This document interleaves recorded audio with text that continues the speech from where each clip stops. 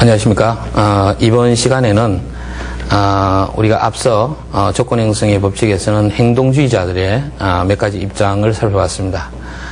이번 시간은 인지심리학자들의 학습 이론에 대해서 살펴보겠습니다. 먼저 톨만의 인지학습과 관련된 부분을 살펴보게 될 거고, 반들라와 관련된 관찰학습이라고 하는 인지 이론을 살펴보게 될 겁니다. 먼저 톨만은 실제 잠재적 학습 그러면 나오는 대표적인 학자인데요. 보통 인지 이론가들은 우리가 행동주의하고 차이점은 행동주의에서 조건 형성은 어떤 동물의 경우에 어떤 습관이나 행동, 묘기 이런 것들을 이제 훈련시킬 때, 조건 형성시킬 때 이건데 쭉 걸어가다가 오른쪽으로 턴해라. 그러면 이제 오른쪽으로 턴할 때 움직이는 근육근이 있습니다. 그 근육근을 강화한다. 이런 입장인데요.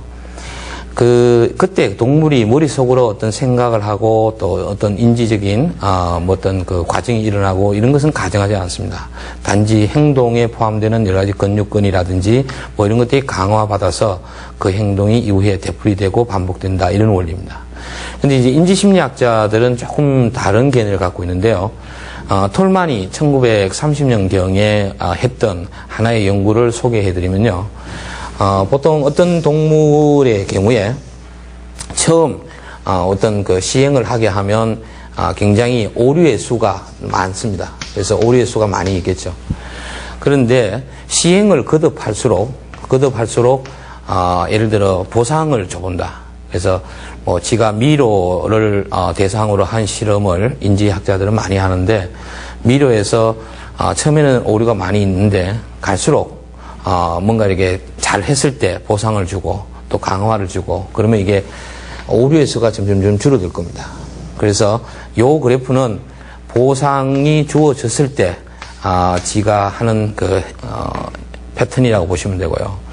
또 하나의 집단은 처음에 오류의 수가 많은데요. 시행을 거듭함에 따라서 강화가 주어지지 않는 경우가 있습니다.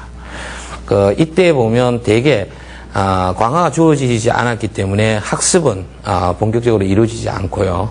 단지 반복적인 효과가 있기 때문에 오류의 수는 약간 떨어지는 이런 결과가 생길 겁니다. 그래서 이 그래프는 우리가 보상을 주지 않았을 때라고 생각해 보시면요.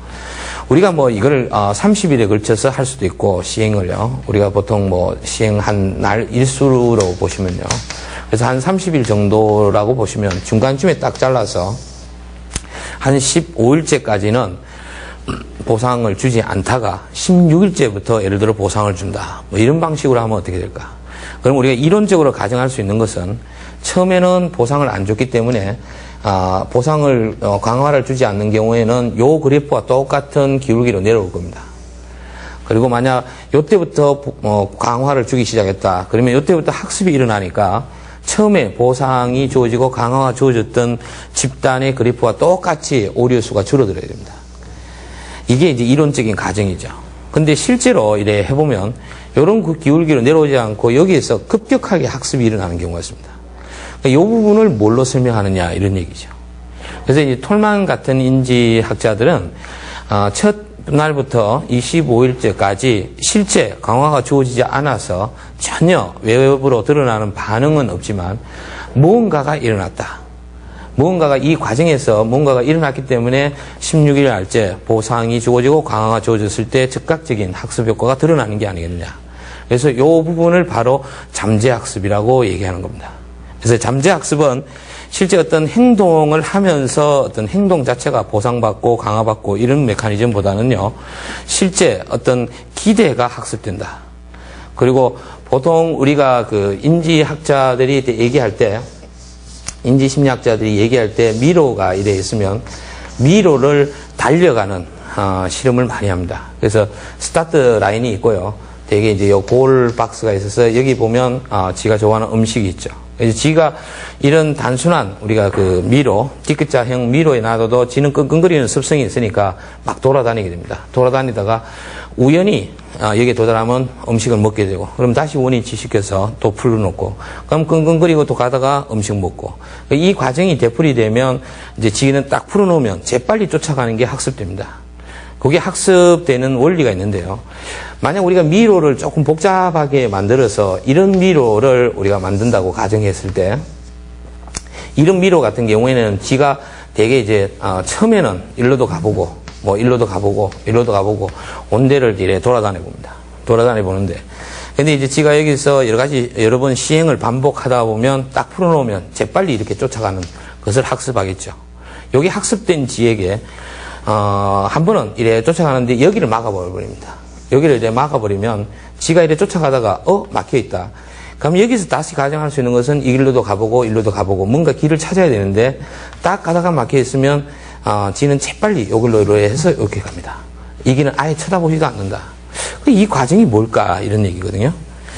지에게는 우리가 처음에 이쪽을 가면서 뭔가 지형에 대해서 인지도가 학습된 게 아니냐, 뭐 이런 식의 표현을 톨만은 사용하고 있습니다. 그래서 우리가 장제합습 그러면 이제 인지도 뭐 이런 게 나오면 톨만을 예상하시면 되고 또 인지 이론적인 측면을 예상하시면 될 것 같아요. 그래서 우리가 보통 우리 조건 형성의 법칙에서 조작적 조건 형성이나 고전적 조건 형성에서 얘기하는 학습이 무엇이 학습되느냐고 물으면 행동과 자극과 반응 사이 연합이 학습된다고 보는 쪽이 있고, 그런 기대가 또 아니면 인지도가 학습된다고 보는 쪽이 있습니다. 그걸 이제 여러분들이 실제 강의록을 참고하시면서 실제 인지학습의 측면을 이해하시면 될 것 같습니다. 그 다음에 두 번째 인지 이론가는요, 반둘라를 예를 들 수 있는데, 반둘라는 관찰학습이라고 하는 거와 직접적으로 관련이 있습니다. 관찰학습은 실제 우리가 뭔가를 배울 때 실제 누군가를 지켜보고 또 누군가를 관찰함으로 인해서 그 사람이 하는 행동을 우리가 배우는 경우가 많이 있습니다. 근데 이제 조건 형성의 법칙은 실제 자신이 어떤 행동을 하고 그에 따르는 강화나 또 보상이 주어졌을 때 그 행동이 반복된다는 원리인데, 이것은 사용의 법칙이라든지 여러 가지 앞서 다뤘던 효과의 법칙, 또 여러 가지 이제 메커니즘에 의해서 반드시 개인이 실제 행동해보는 게 중요하다는 걸 강조했는데, 인지 이론가인 반둘라는 실제 자신이 해보지 않고 다른 사람이 하는 것을 관찰하는 것만으로도 충분히 학습이 일어난다. 그럼 인간에게만 관찰 학습이 일어나느냐? 그건 아니고, 우리가 쥐와 같은 아주 낮은 동물에서도 학습은 일어나는데요. 자, 미로가 이렇게 있으면 스타트 라인이 있고 골 라인이 있습니다. 그러면 지가 우리가 스타트에서 골로 달려가는 걸 학습시킬 수 있습니다. 만약 요 안에 장치를 만들어서요, 조그만한 니아까를 하나 만듭니다. 니아까를 하나 만들어서 한 놈의 쥐는 끌고 가고 한 놈의 쥐는 타고 갑니다. 그러면 끌고 다니는 쥐가 왔다 갔다 하면서 언젠가는 골 박스에 갈 거고 음식을 먹겠죠. 그럼 다시 집어다가 원위치 시켜서 스타트 라인에 놓고 또 이렇게 가겠죠. 언젠가는 여러 번 시행이 반복되다 보면 끌고 다니는 쥐가 목표 상자에 도달해서 음식이 있다는 걸 알기 때문에 딱 풀어놓으면 재빨리 쫓아가는 시점이 있을 겁니다. 그럼 그때 그동안 타고 다녔던 쥐를 풀어놔놓으면 그 쥐는 어떻게 행동할까? 그 쥐도 재빨리 쫓아갑니다. 그럼 그 쥐는 실제로 앞에 쥐가 쫓아가서 음식 먹는 것을 눈으로 봤을 뿐이지 자신이 직접 행동하고 보상을 받은 건 아닙니다. 그럼에도 불구하고 그 쥐가 쫓아가는 원리, 무엇으로 설명하느냐 이런 겁니다. 이게 이제 바로 관찰학습의 원리다, 이렇게 설명하는 거죠. 그래서 이 관찰학습은 인간의 행동의 경우에 상당히 실제적으로 많은 그 시사점을 줄 수 있고요. 또 요와 관련해서 여러 가지 뭐 우리가 뭐 기술을 개발한다든지 성역화를 발달시킨다든지 하는 여러 가지 항목들이 있습니다. 그래서 그 중에 몇 가지만 보시면 강의록에 첨가되어 있는 게 첫 번째가 우리가 기술을 개발하는 겁니다. 그래서 기술을 개발하면서 우리가 앞서 다뤘던 손다이크처럼 시행착오를 통해 자기가 어떤 뭔가를 기술을 발휘할 때 뭔가를 해보고 잘못했을 때, 실수했을 때, 아, 이렇게 하면 안 되는구나, 라고 배우는 것보다는 실제 그 기술을 잘 발휘하는 사람을 옆에서 지켜보고 또 자신이 스스로 우리가 머릿속으로 상상해 봄으로써도 학습은 이루어진다라고 볼 수 있습니다. 그래서 요거는 전통적인 조건 형성의 법칙에서는 우리가 설명하지 못했던 학습의 측면을 설명하는 데 도움이 된다, 이렇게 보시면 돼요. 그래서 실제 이게 기술을 개발하기 위해서 여러분 주변에서 좀 그 어떤 특정한 기술을 갖고 있는 사람들로 직접 뭐 이렇게 관찰하는 것, 또 시행하는 것을 좀 더 지켜보는 거, 이게 이제 학습의 효과에서는 상당히 좋은 측면입니다. 그리고 사회적으로 적합한 행동을 개발하는 데 있어서도 이 관찰 학습은 상당히 중요한 효과를 발휘합니다. 그래서 여러분들이 아마 특정한 상황, 예를 들어 좀 자기가 생소하거나 전혀 접해보지 못한 상황에서 내가 어떻게 행동하는 게 바람직할까, 이게 이제 다른 사람의 행동을 지켜보는 거죠. 대개 이제 조건 형성의 법칙에서는 자기가 좀 생소하더라도 자기가 이전에 학습된 그 메커니즘이 있습니다. 그래서 그 메커니즘과 어느 정도 유사한 자극이 존재한다, 그러면 그에 따라서 유사한 반응을 이끌어낼 수 있다고 설명을 하는데요. 그걸 아마 앞서 조건 형성의 법칙에서는 손다이크라든지 이런 사람들 유추에 의한 반응이라든가 뭐 이런 식으로 설명이 가능합니다. 근데 이 관찰학습에서는 자기가 생소한 환경에 처했을 때 다른 사람이 행동하는 걸 지켜보고 관찰함으로 인해서 인간이 재빨리 어떤 행동하는 것을 배운다, 이렇게 볼 수도 있어요.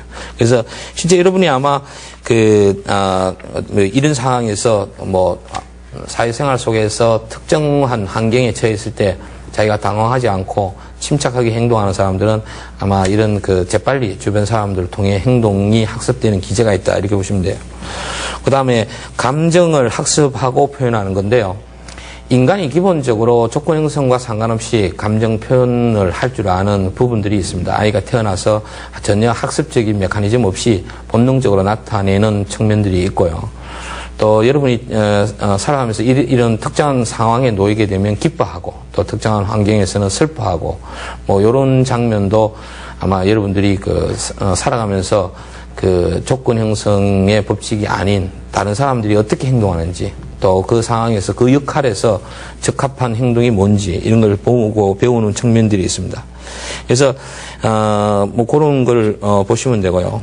그 다음에 마지막으로 성역할을 발달시키는 부분들이 있습니다. 지금 이제 전통적인 남성 성역할, 또 여성 성역할, 이런 부분들이 상당히 여러분이 성장하면서 TV나 여러 가지 매스미디어를 통해 학습되는 메커니즘이 있죠. 그래서 지금 현재 아이들이 접하고 있는 뭐 매스미디어 중에 영화라든지 또 비디오라든지 소설, 애니메이션 모든 부분에서 아이들이 적절한 남성 성역할이 있고 여성 성역할이 있습니다.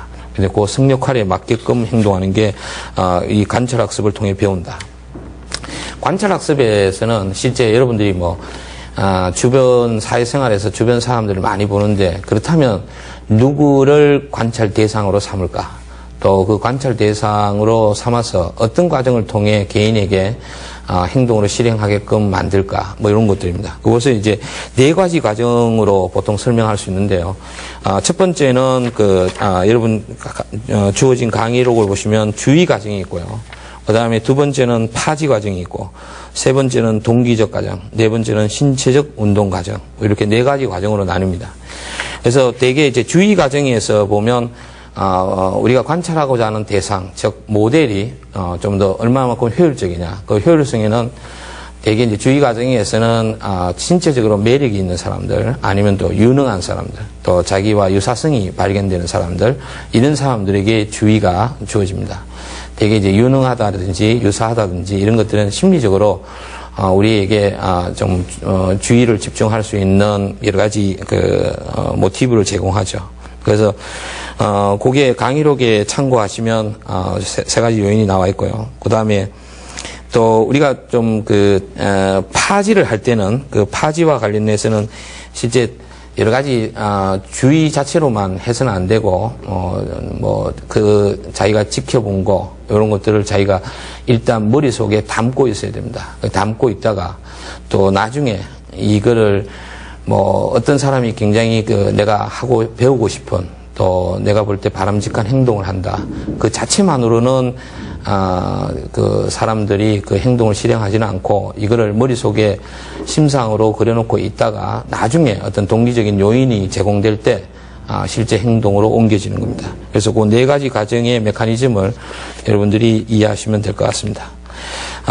이 두 가지 과정은 실제 톨만과 반둘라의 입장은 행동주의가 미국에서 상당히 큰 뿌리를 이루고 있을 때 초창기 인지적인 이론가들은 큰 그 영향을 미치지는 못했습니다. 그래서 이와 관련해서 많은 연구들이 보고도 되지 않았지만 최근에 와서 인지심리학 쪽의 입장이 강해지면서 그 인지이론가들에 대한 이론적 메커니즘에 대한 관심이 많아지고 있고, 특히 인간의 경우에는 동물처럼 조건 형성을 통하지 않고 관찰학습이라든지 잠재학습을 통해 배우는 인지적인 측면이 훨씬 더 강합니다. 그리고 특히 이게 사회생활에서 우리 주변에서 아이들이 보고 접하는 거, 이게 다 성장하는 과정에서 습관적으로 행동에 미치는 영향이 아주 크다는 걸 볼 때 이런 그 관찰학습과 또 인지학습의 메커니즘도 인간의 행동이 학습되는 원리를 설명하는 데는 좋은 이론이다, 이렇게 보시면 됩니다. 그래서 이번 시간에는 주로 두 가지 이론적인 측면, 인지심리학자들이 얘기하는 학습 이론에 대해서 살펴봤습니다. 다음 시간에는 기억에 대해서 살펴보도록 하겠습니다. 감사합니다.